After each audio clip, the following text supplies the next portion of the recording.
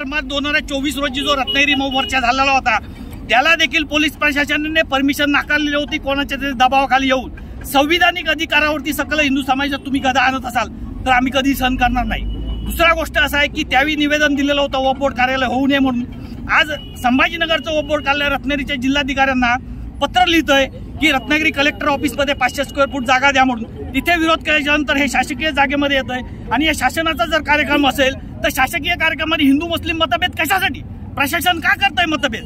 मग पालकमंत्र्यांचं देखील आम्हाला इन्व्हिटेशन होतं, आम्ही त्या कार्यक्रमाला जात होतो आणि तुम्ही अडवताय कशासाठी? आणि ह्याच्या पुढे तीव्र निदर्शन होणार, तीव्र आंदोलन होणार।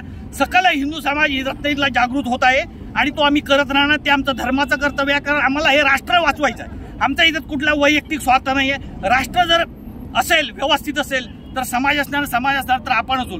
आम्हाला राष्ट्राचं परम वैभवाला न्यायचं आहे।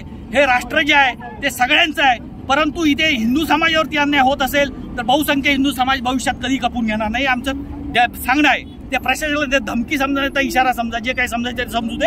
आणि या भारत मातेसाठी आम्ही रक्ताचं पाणी देखील करायला तयार आहोत।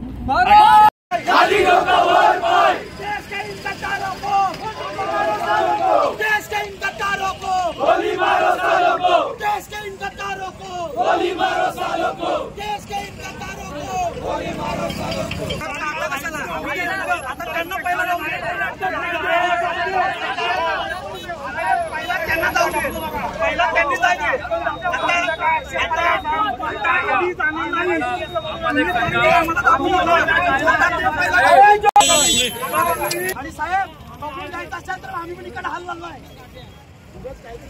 असं म्हणतो का? पण त्यावेळी पहिला ते जाऊ देत मग आम्ही जाणार, पहिला ते जाऊ देत मग आम्ही जाऊ। खोटं बोलताय, कोणी आदेश दिले सांगा? नाही सांगू नका, लेखी द्या। तुम्ही आम्हाला लेखी देता, बरोबर आहे, बरोबर आहे। तुम्ही आम्हाला लेखी अधिकार कोणी दिले? तुम्ही ठरवायचं नाही, कोणी